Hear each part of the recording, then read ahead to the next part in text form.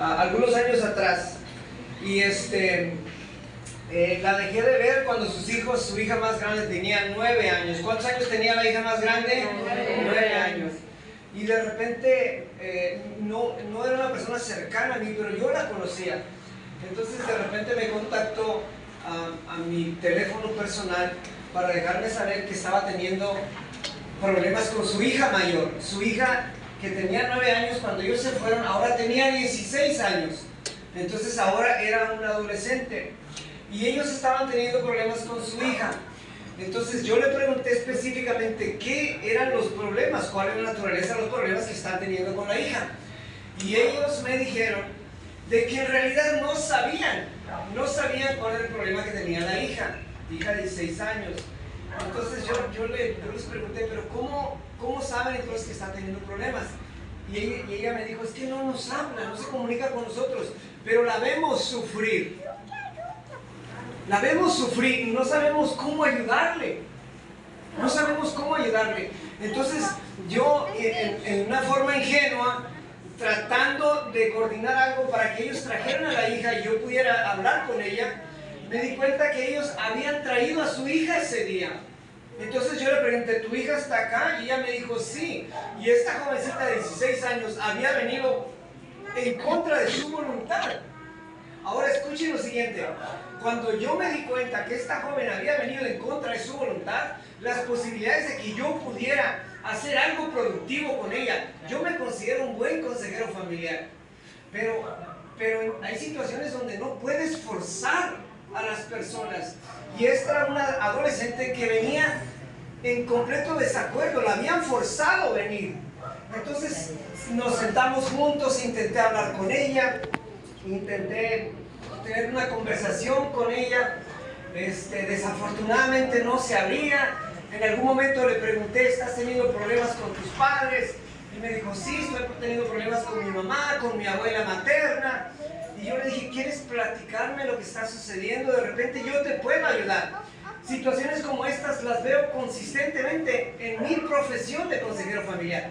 Entonces yo le pregunté, ¿quieres contarme? Y la verdad no iba a abrirse, porque estaba ahí en contra de su voluntad. En algún momento tuvimos una conversación trivial y empezó a agarrarme confianza, empezó a hablar, empezó a decirme el problema que estaba teniendo con su madre y su abuela materna.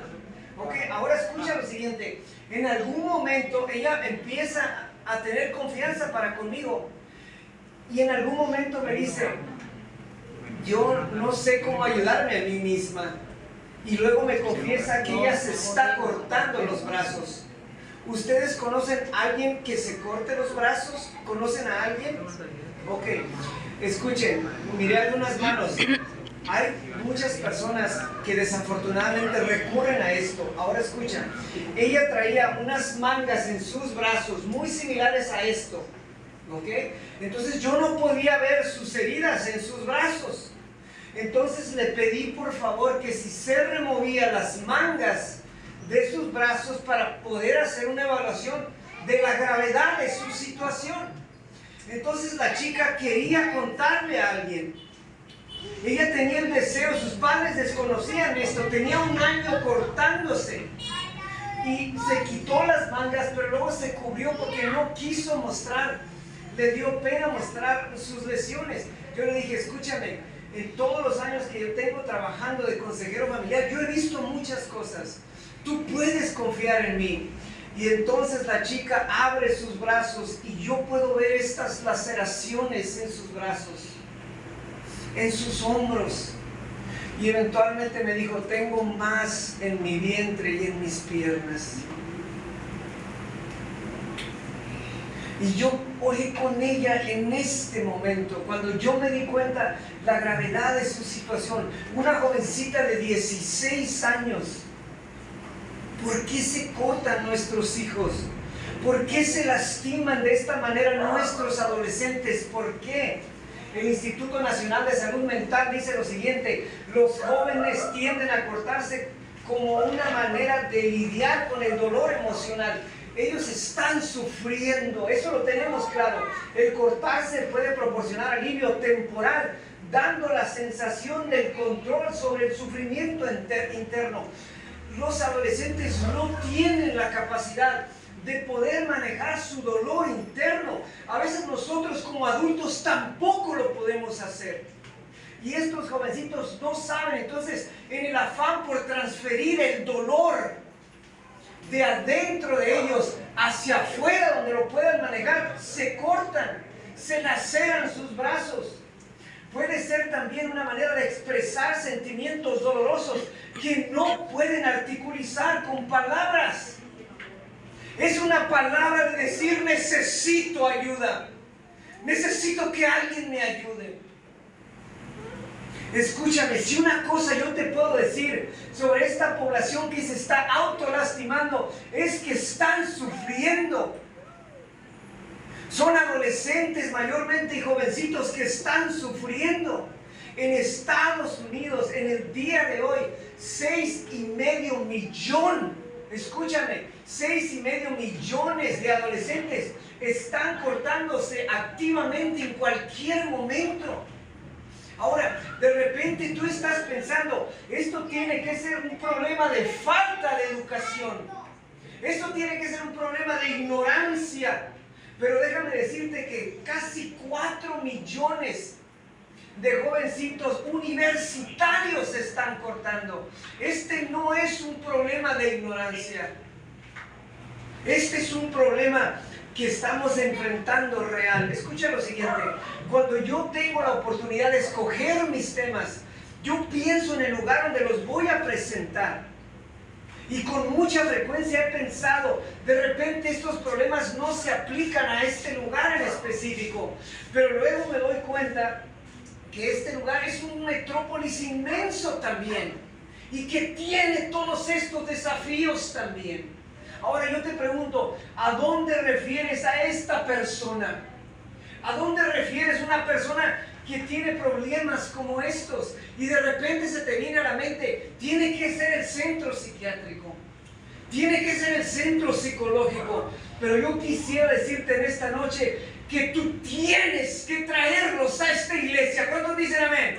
Amén. Porque en esta iglesia se encuentran las verdaderas soluciones. En esta iglesia se encuentra la verdadera esperanza para nuestros hijos. ¿Cuántos dicen amén a eso? Amén. Escucha lo siguiente, el día de ayer yo le hice énfasis a este hecho. El centro terapéutico más importante de esta comunidad, de este vecindario, de esta colonia, es la iglesia. Nunca ha estado la gente más urgida del Señor Jesús como el día de hoy. Tenemos familias sufriendo. Nuestro Padre Dios equipó la iglesia para ser un alivio para aquellos que sufren. Note lo que dice la inspiración. El Salvador dio su preciosa vida para establecer una iglesia capaz de entender a los que sufren. Nuestro Dios estableció esta iglesia como un vehículo de salvación. La iglesia tiene que desempeñar ese rol en esta comunidad. Salmos 34, 18 dice, el Señor está cerca de los afligidos. Cerca es en la proximidad. Si tú conoces a alguien que está luchando con estas pruebas, o uno de sus hijos está luchando, tú le puedes decir, en Jesús hay esperanza. En la iglesia que Él estableció hay esperanza. El Señor está cerca de los afligidos y salva a los de espíritu abatido. ¿Cuántos dicen amén aquí? Amén. Aquí no está hablando de lesiones corporales. Aquí no está hablando de lesiones del cuerpo. Aquí está hablando de problemas emocionales. El Señor está cerca de los afligidos. Esa es preocupación. Esa es ansiedad. Esa es angustia. El Señor está cerca de los afligidos y salva a los de espíritu abatido. El Señor te entiende. El Señor sabe el desafío que estás enfrentando en tu hogar. El Señor sabe que no has encontrado los recursos correctos. El comentario bíblico de este pasaje dice lo siguiente: Dios se acerca con amor a quienes sufren y con mucha frecuencia lo hace por medio de ¿quién? De su iglesia. De su iglesia. De esta familia. Yo estoy aquí no por el acto de la casualidad. El Señor me trajo a este lugar Porque tú necesitas escuchar estas temáticas. Porque gente a tu alrededor, en tu vecindario, en tu trabajo, en el colegio de tus hijos, tienen estos problemas. Y el Señor ya ha provisto una solución para ello. Dios se acerca con amor a quienes sufren y con mucha frecuencia lo hace por medio de su iglesia. Emaús es el vehículo que Dios utiliza.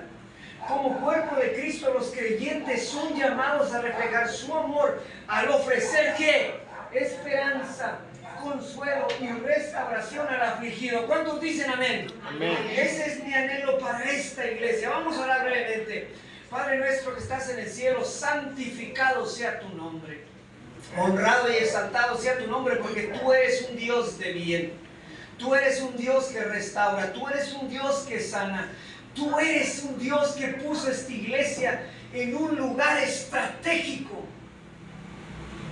Porque sabemos que en la comunidad hay sufrimiento. Los padres están sufriendo como resultado de que nuestros hijos están atravesando desafíos reales. Y todos lo sabemos. Tú pusiste esta iglesia con un propósito santo. Y yo quisiera pedirte en este mismo momento que esta iglesia llegue a ser un recurso y una fuente de esperanza para todos aquellos que van a venir y escuchar esta semana. Señor, al empezar el estudio de esta noche, pedimos tu bendición. Está con nosotros hoy. En el nombre de Jesús pedimos esto. Amén. Amén, amén, amén. El nombre de mi tema en esta noche es el siguiente. Dios es el fundamento de las relaciones saludables. ¿Cuántos lo creen así? Amén. Dios es el fundamento de las relaciones saludables. En esta noche yo quisiera compartir con ustedes algunos consejos prácticos en cuanto a nuestras relaciones. Y me voy a enfocar específicamente en dos: nuestros matrimonios y las relaciones con nuestros hijos. Voy a compartir con ustedes en esta hora algunos consejos prácticos en el matrimonio. Escúchame, en Estados Unidos casi 4,5 millones de jóvenes van al altar a casarse todos los años. 4,5 millones. Y todos lo hacen con el afán de ser felices. Desafortunadamente, las estadísticas muestran lo contrario. En el día de hoy, el 50% de todos los matrimonios se están divorciando. El 35% de todos los matrimonios se quedan juntos, pero son miserables, son infelices. Se quedan juntos por la presión religiosa, por la familia o por algún otro factor. 50 y 35, ¿cuántos son? 85. La gran mayoría de los matrimonios en todo a nuestro alrededor están fracasando. Los hogares en este vecindario están en búsqueda de esperanza. El 50% se divorcian, el 35% se mantiene juntos, pero son completamente indiferentes. Muchas veces los veo en la iglesia compartiendo el himnario, pero tan pronto salen de este recinto y son dos extraños que no tienen más en común ya. 50% se divorcian, 35% se mantienen juntos, pero son indiferentes. 10 aproximadamente reportan ser más o menos felices. Y solamente 5% de todos los matrimonios en esta comunidad son verdaderamente felices. 15% son o más o menos felices o felices. Escucha lo siguiente. Estas son las actitudes que destruyen cualquier matrimonio. Estas son las 4 actitudes. Número 1, el espíritu de superioridad. Yo soy mejor que tú. Yo tengo más educación que tú. Es una actitud superior, donde tú haces sentir al otro inferior. 2, el esquivar y transferir la culpa. No te equivoques, yo no tengo la culpa. La culpa es tuya. Es la segunda actitud. La tercera actitud, los ataques personales. Ya no es lo que el otro hace, es lo que el otro es. Es que tú eres igual a tu madre. Y tú lo sabes. Ya no es lo que el otro hace, es lo que el otro es. Entonces se hacen ataques personales. Y por último, el resistir el diálogo. Yo ya no pienso hablar contigo. Háblale a la mano. Porque te rehusas tener una conversación abierta. Ahora escucha, Cualquiera de estos te puede llevar al riesgo del divorcio. Pero déjame decirte que cuando estos cuatro aparecen juntos, la posibilidad de un divorcio es 94%. Cuando estos cuatro aparecen juntos, de repente es un matrimonio en tu vecindario, de repente es tu vecino, de repente eres tú el que está atravesando por esta crisis. Cuando estas cuatro actitudes aparecen juntas, la posibilidad de un divorcio es casi total. Yo quisiera que nosotros entendamos en esta hora la importancia del consejo bíblico de amar y respetar a nuestro cónyuge. ¿Cuántos dicen amén a eso? Amén. Porque eso es lo que Dios dice. La inspiración enseña el amor y el respeto mutuo. ¿Son qué? Esenciales, críticos, sumamente importantes en el matrimonio. La esposa debe respetar a su esposo. El marido debe de amar y cuidar de su esposa. Si los matrimonios se rigieran por este principio, nosotros tuviésemos más matrimonios felices. Este libro que yo lo recomiendo altamente, si hay matrimonios aquí, los 5 lenguajes del amor para el matrimonio, porque lo hacen también para los adolescentes y para los niños. Pero este libro en específico se han vendido 20 millones de copias, sigue un principio bíblico, se ha traducido a 50 idiomas. Si ustedes tienen oportunidad de conseguirlo, son consejos de una base bíblica prácticos. Los 5 lenguajes de amor para matrimonios. Noten lo que dice Gary Chapman, el autor de este libro. Escuchen, el valorar a tu cónyuge es la base de un matrimonio sólido. ¿Cuántos están en acuerdo con eso? El valorar a tu cónyuge es la base de un matrimonio sólido.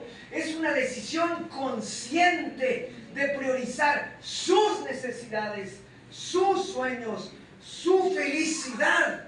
Es que el otro busque tu felicidad, que tú busques la felicidad del otro. Escucha lo siguiente, yo tenía 27 años cuando yo sentí en forma personal que el Señor me estaba llamando a ministrar en esta capacidad. Yo sentí en mi corazón que el Señor me estaba llamando a ministrar en esta capacidad, en los ministerios de familia. Y yo me acerqué a mi esposa después de haber considerado todo esto y yo le pregunté, ¿será posible que yo pueda regresar a la universidad? Me gustaría tener una preparación y poder ser útil en la iglesia. Y mi esposa me preguntó, ¿qué es lo que va a tomar? Y yo le dije, yo necesito que regresar a la universidad. Es muy probable que solo pueda trabajar medio tiempo y que tengamos que vender absolutamente todo. Porque los estudios académicos a nivel universitario en Estados Unidos son extremadamente altos. Y escúchame, mi esposa me dijo, hagámoslo. Porque yo tuve la bendición de casarme con una mujer que tenía temor de Dios y que estaba en línea con su voluntad. Hicimos un sinnúmero de sacrificios y los próximos 7 años y medio mi esposa trabajó tiempo completo y su servidor trabajó medio tiempo y estudió tiempo completo hasta que yo pude terminar mis estudios. Otra vez, escucha, el valorar a tu cónyuge es la base de un matrimonio sólido. Es una decisión consciente de priorizar sus necesidades. De priorizar sus necesidades, sus sueños, su felicidad. Hoy vivimos para nosotros hacernos felices. Nosotros queremos que nos hagan felices. Pero la raíz de lo que Dios quiera que entendamos en esta hora es que el amor de Dios no es egocéntrico, no es egoísta. Este respeto y admiración crean un ambiente seguro y amoroso donde ambos pueden crecer. ¿Cuántos dicen amén a eso? Amor y respeto. Amor y respeto. El Señor nos está llamando a amarnos y a respetarnos. Esto es bíblico. La Escritura dice, maridos, amad a vuestras esposas como Cristo amó a la iglesia y murió por ella. ¿Cuántos dicen amén a eso? Amén. Ese es el llamado solemne a los esposos. Esposas, respeten a vuestros maridos. Amor y respeto es lo que Dios quiere. Brevemente, Algunas características de los matrimonios saludables. Número 1, tienen comunicación abierta. Olvido mi teléfono en mi casa y tengo que ver una dama en mi oficina y yo tomo un teléfono público, le llamo a mi esposa y le digo, dame el teléfono de cierta persona porque olvidé mi celular en la casa. Mi esposa conoce la clave para abrir mi teléfono porque hay transparencia, hay una comunicación abierta. Yo no escondo cosas, no hago cosas a sus espaldas. Es una comunicación transparente, se apoyan mutuamente. Es un apoyo continuo, mutuo. El Señor nos llamó a ser de apoyo mutuo en este contexto. Se perdonan las ofensas. No hay un libro de asuntos irresueltos. Ya me debes 2. No, no. Se perdonan las ofensas. No quedan asuntos irresueltos en el matrimonio. Número 3, se mantiene cercanía emocional. Me están ofreciendo un trabajo para manejar un troque a 2 horas de aquí. ¿Y cuánto te vas a orientar? Voy a estar toda la semana afuera. Entonces no lo tomes. Porque necesitamos de cercanía emocional. Los matrimonios sufren de esto como resultado de que muchas veces en el afán por avanzar nuestras carreras nos vamos lejos. Y en ese proceso descuidamos nuestros matrimonios y descuidamos nuestros hijos. Hay igualdad de responsabilidades. Los dos mantienen equilibradas las responsabilidades. Yo no hago más, yo no hago menos. Ahora escucha lo siguiente. Mi esposa maneja las finanzas. No porque yo no las sepa manejar. Es porque yo creo que ella puede hacer un buen trabajo en hacerlo. Entonces, ella está bien. Ella me da a mí por quincena lo que me toca y yo trato de conservarlo de una buena manera. Entonces está delegado de esa manera. Está delegado. Y miro algunas miradas aquí como que hay un compromiso ya, pero bueno, vamos a dejarlo por un momento. Entonces hay igualdad de responsabilidades.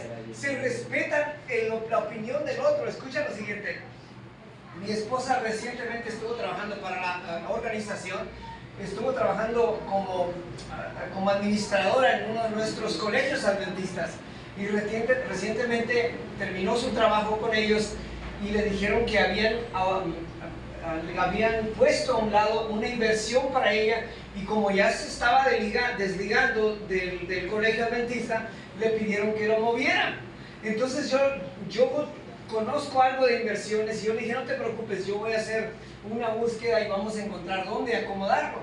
Y en algún momento yo le expliqué, mira, ¿qué te parece si lo hacemos, lo ponemos en índice? Y le dije, vamos a ponerlo así, vamos a distribuirlo así. Y mi esposa me dijo, me parece una buena idea, pero ya hice una cita con un consejero financiero. Y yo le dije, ok. Fue a ver al consejero financiero. El consejero financiero le dijo, mira, hagamos esta distribución. Y ella pesó los 2 argumentos. ¿Y con quién creen que se fue? Con el consejero financiero. Pero se respeta la opinión. Yo no le dije, te estás equivocando y cuando las cosas vayan mal vas a buscar. No hay necesidad. Se respetan las opiniones del otro. Escucha lo siguiente. Tuve la oportunidad de conocer un matrimonio. En mi distrito hay 10 iglesias y yo tengo la oportunidad de rotar y poder llevar charlas de esta naturaleza en las diferentes iglesias donde me invitan. Y conocí una dama que me dijo, mi esposo y yo estamos teniendo problemas. Entonces esto me lo preguntan todo el tiempo. De repente quieren consejería. Entonces yo le dije, ¿qué tan deterioradas están las cosas? Y esta dama me dijo, mi hermano mayor me está animando para que deje a mi esposo, para que me separe de mi esposo. Y entonces yo me di cuenta que la situación estaba bien delicada. Este hombre, quien tenía cargos en la iglesia, ella tenía un cargo, su esposo tenía un cargo, pero había dejado de venir a la iglesia consistentemente. Empezó a tomar alcohol otra vez, algo que había dejado completamente. Entonces retomó el hábito del alcohol, el mal hábito del alcohol, empezó a celarla, a tratar de controlarla. Muéstrame tu teléfono, ¿de dónde vienes? ¿Con quién hablaste? no me gustan tus amigos. Y empezó a borrarle contactos en su teléfono. La situación se había tornado verdaderamente difícil. Peleaban todo el tiempo. Ella me dijo, estamos peleando todo el tiempo. Escucha, yo le dije, trae a tu esposo, vamos a sentarnos. Y el hombre vino, para mi sorpresa, de buen gusto. Era obvio que tenían un problema grande, porque no se miraban ni a los ojos. Era un problema grande. Oramos el primer día, hicimos un estudio bíblico del matrimonio, literalmente abrimos la palabra de Dios. La primera semana yo noté que algo estaba pasando. Por primera vez empezaron a sonreír. Durante la oración yo noté que se tomaban de las manos. Empezaron a sonreír, empezaron a hablar, empezó la situación a verse diferente. En algún momento yo me referí a esta chica porque las cosas estaban cambiando rápido. Ahora déjame decirte, cuando tú exaltas la palabra de Dios en un contexto de consejería matrimonial, las cosas se dan rápido. ¿Cuántos están conmigo en eso? Porque Dios es bueno, Él es poderoso, Él es misericordioso. Entonces yo le dije, mira, yo me considero un buen consejero familiar, matrimonial, pero ¿a qué consideras que se debe la mejoría tan drástica? Y ella me dijo, la primera sesión que vinimos a tu oficina, cuando tú te fuiste, nos quedamos en el estacionamiento y nosotros platicamos aproximadamente por 2 horas. Y eventualmente me dijo la chica, reconocimos que nos habíamos distanciado de Dios. Reconocimos que estábamos separados de Dios. Reconocimos que teníamos que volver a lo que Dios quería para nosotros. Empezaron a estudiar la Biblia juntos. Empezaron a juntar a los hijos y tener un estudio bíblico juntos, a orar juntos. Y el Señor restauró su matrimonio. ¿Cuántos dicen amén a eso? Dios es el fundamento de las relaciones saludables. Dios es el fundamento de las relaciones saludables. Escúchame, tu servidor fue a la universidad 7 años y medio para poder trabajar con matrimonios. Y yo puedo trabajar desde una perspectiva completamente secular con un matrimonio, pero solamente Dios puede restaurar un matrimonio completamente. Solamente Dios puede traer la sanidad de regreso a un matrimonio completamente.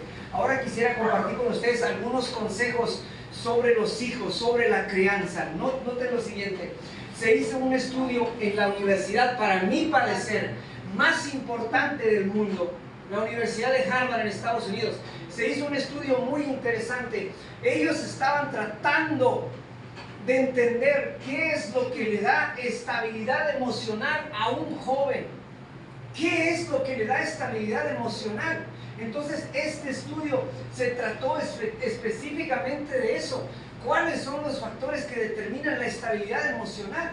Les contaba el día sábado, hay 75 millones que están sufriendo de ansiedad, que están tomando ansiolíticos y antidepresivos.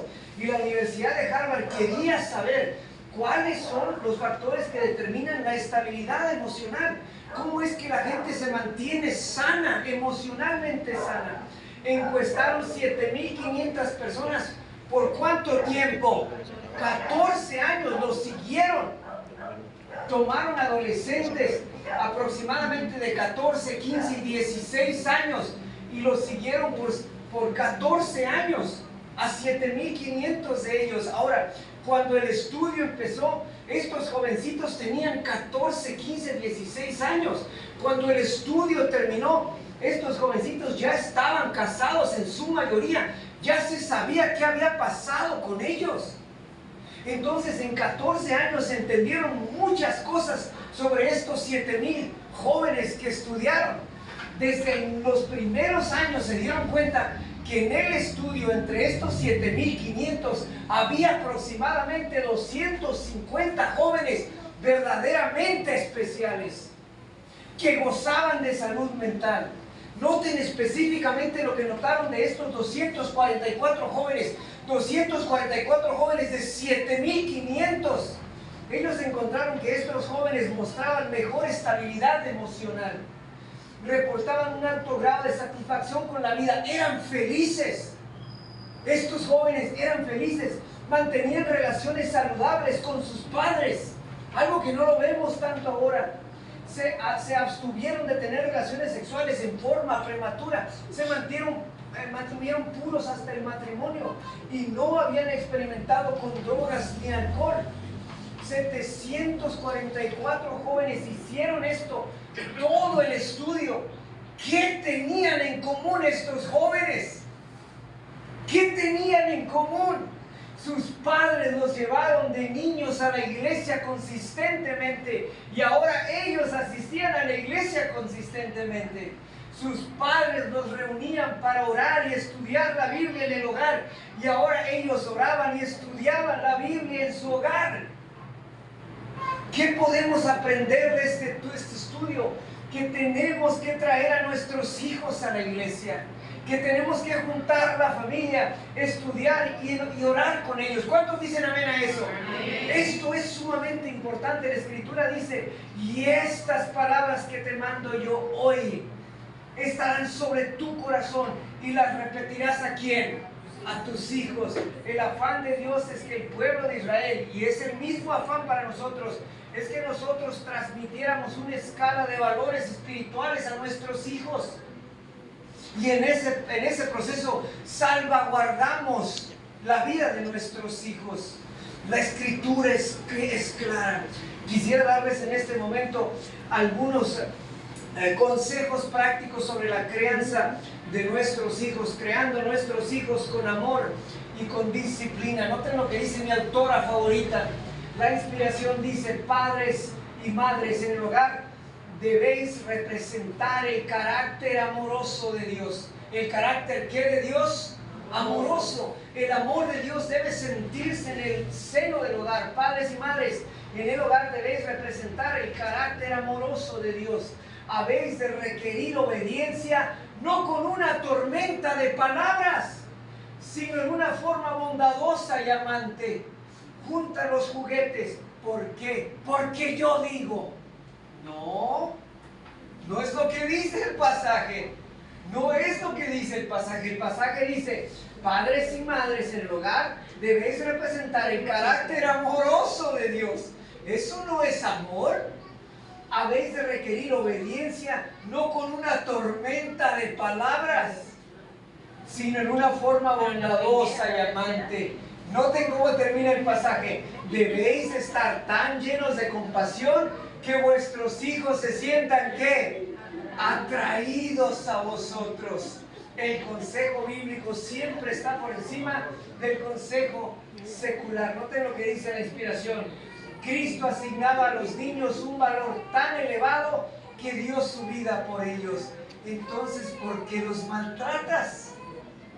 Otra vez, Cristo asignó a los niños un valor tan elevado que dio su vida por ellos. Con paciencia y firmeza, educadlos para Él. Estamos educando a nuestros hijos para Cristo. ¿Cuántos dicen amén a eso? Amén.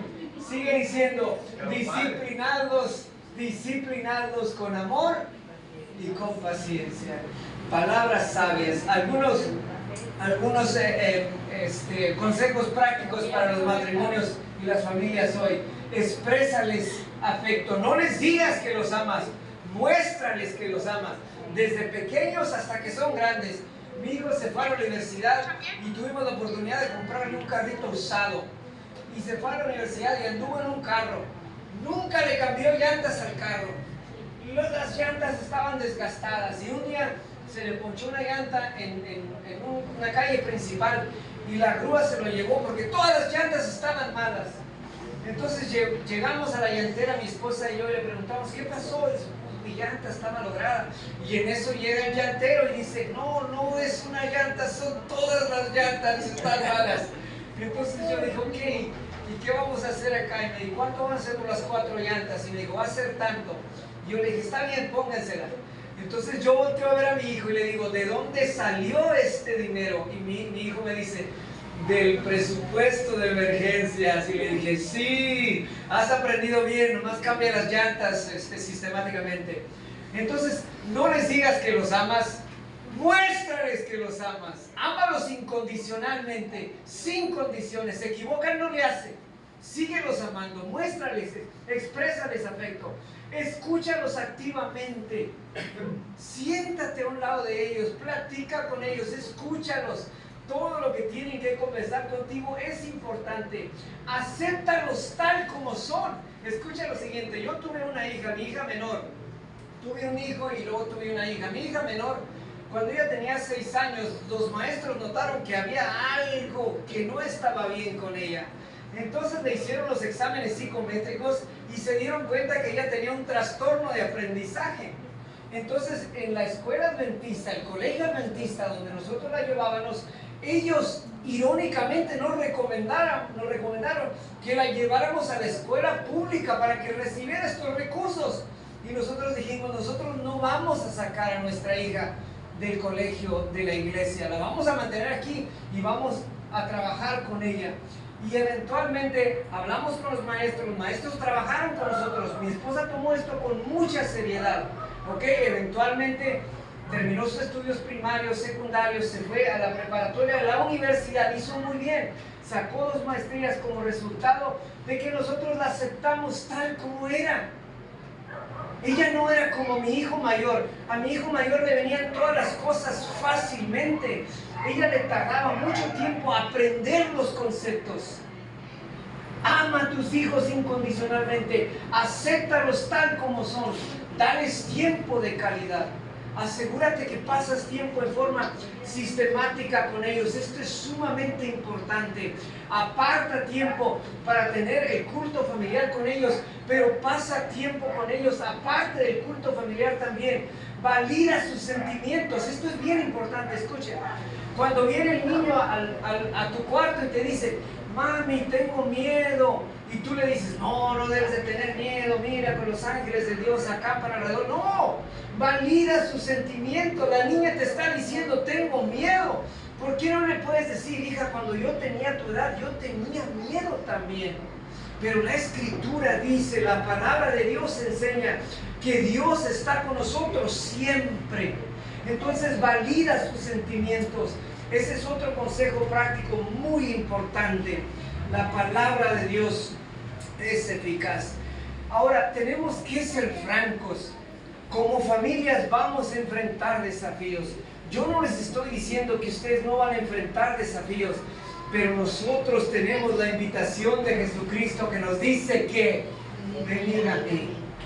Venid a mí con tus desafíos. Ven a mí. Yo voy a estar ahí para ti. El pasaje dice, en este pasaje, está hablando de Mateo 11:18, que dice, venid a mí. Dice, en este pasaje, Jesús ofrece esperanza en tiempos difíciles, prometiendo un refugio seguro. ¿Cuántos creen verdaderamente en su corazón que Jesús es nuestro refugio seguro?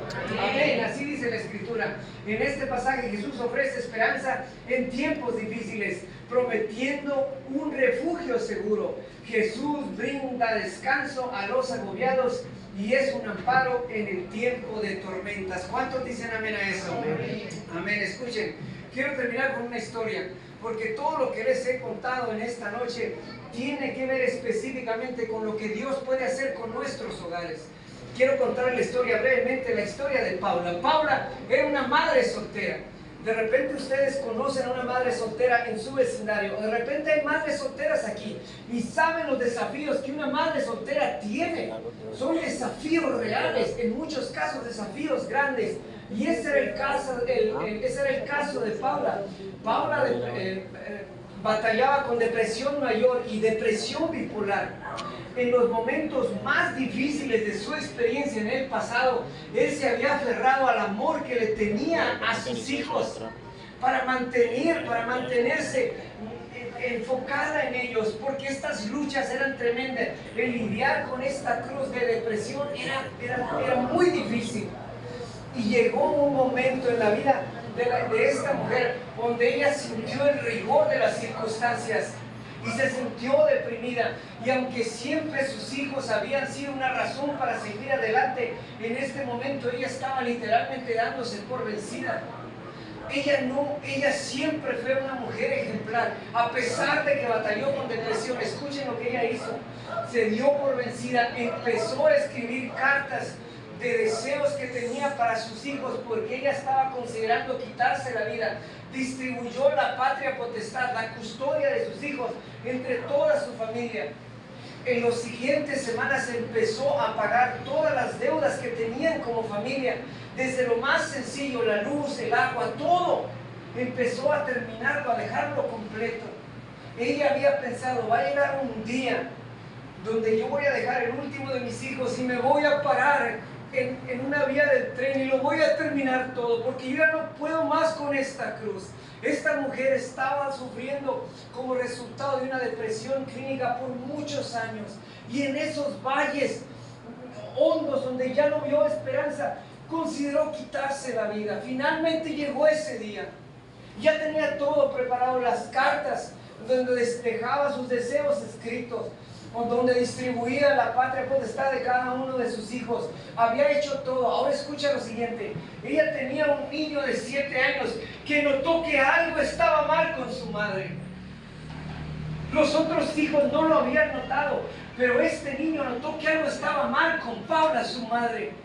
Entonces ese día que la madre salió con los niños a llevarlos al colegio, el niño, reconociendo que algo iba a pasar o podía pasar, tomó una manualidad que había hecho con su clase de primer grado, no sé cómo le llaman aquí, para niños de 6, 7 años.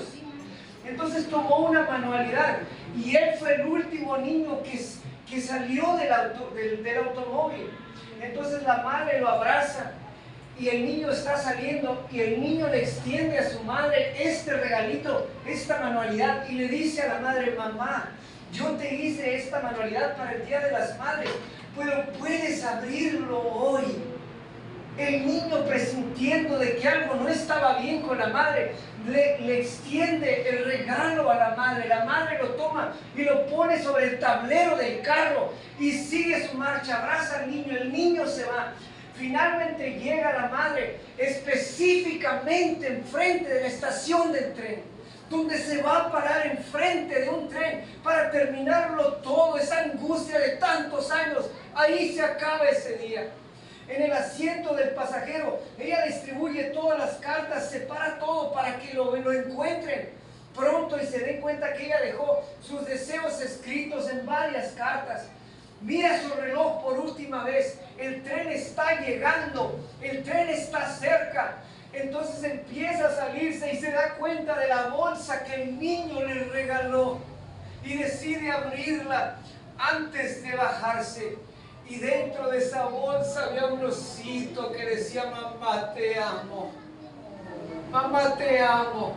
Y aquella mujer abrazó ese oso, pero presionó a sus entrañas y lloró amargamente, y miró pasar el tren una vez, y luego miró pasar el tren otra vez y varias veces, pero ya el Espíritu Santo había tocado su corazón, y ella, por amor a sus hijos, escúchame, decidió seguir cargando esta cruz pesada. A las pocas semanas, una dama de mi iglesia va a su casa y le toca y le dice: escúchame, vamos a tener una reunión en mi iglesia, está a 2 cuadras de aquí, y yo quisiera que tú nos acompañes. Va a venir una persona que va a hablar de la Escritura y va a dar consejos prácticos para la familia. Y ella decidió ir. Escúchame, al final de una de estas reuniones, el pastor en algún momento hace un llamado y dice: hay una persona aquí que después de haber escuchado estos principios bíblicos quisiera entregarle a Jesús su vida y cambiar, y que permitir que la cambie por completo. Y Paula levanta su mano y entrega su vida al Señor Jesús. Ahora escucha lo siguiente. El día que Paula decidió seguir cargando con aquella pesada cruz, ella lo hizo por sus hijos. Ella lo hizo por sus hijos. Pero cuando ella conoció a Jesús, Jesús llevó sus cargas por ella. ¿Cuántos dicen amén a eso? Escúchame, mi hermano, yo sé que hay personas que están visitando la iglesia. Yo sé que hay matrimonios que de repente están visitando la iglesia. Y yo quisiera que tú sepas que no importa la carga que tú estás llevando, Jesús la puede llevar por ti. Esta semana tú vas a recibir invitaciones para acercarte y venir a Jesús, para acercarte y entregarle tu vida a Jesús. Y yo quisiera que tú lo consideres, teniendo en mente que Él puede cambiar la dinámica completa de tu hogar. ¿Cuántos lo creen así verdaderamente? Amén. Amén. Dios puede hacer la diferencia en tu matrimonio. Dios puede hacer la diferencia en tu hogar. Dios puede ser la diferencia. ¿Cuántas en esta noche quisieran hacer un compromiso con el Señor y decir, yo te quiero seguir más de cerca? ¿Hay una persona que quiere hacer ese compromiso conmigo hoy? Amén, amén, amén. Escuchen, el Señor quiere familias que se unan a este esfuerzo. El Señor está buscando familias que le sigan incondicionalmente. En esta noche a mí me gustaría hacer una oración para terminar. Yo no sé si hay alguien, no tiene que decir la razón, pero yo no sé si hay alguien aquí que tiene un desafío en su hogar, en su matrimonio de repente, con uno de sus hijos, y le gustaría, no tienen que decirlo, pero le gustaría que en esta noche orásemos específicamente por ese desafío. ¿Hay alguien que tiene un problema en el hogar? ¿Hay alguien que tiene un desafío? Ok, veo varias manos. Ok, vamos a poner estas necesidades en las manos de Dios en este momento. Vamos a orar así como estamos. Padre nuestro que estás en el cielo, santificado sea tu nombre. Honrado y exaltado sea tu nombre, porque tú eres un Dios bueno, tú eres un Dios misericordioso. Señor, a veces nosotros no podemos con la presión del hogar. A veces nuestros hijos, adolescentes, nos presentan desafíos que nunca hemos enfrentado en el pasado. Pero hoy hemos entendido que cuando tú estás de nuestro lado, siempre habrá esperanza. Yo te quiero pedir de una forma muy especial, todos aquellos que han levantado su mano en este momento y que han expresado su sentir en cuanto a diferentes desafíos, independientemente de la naturaleza. Señor, que tú atiendas a cada uno de estos, que tú te acerques como has prometido a nosotros y que tú traigas la tranquilidad y la paz, sabiendo que tú ya ahora estás en completo control. Sé misericordioso, sé bueno con nosotros. Gracias, Padre, porque te tenemos cerca de nosotros. Ten misericordia de nosotros. En una forma muy especial yo te pido por los matrimonios aquí representados.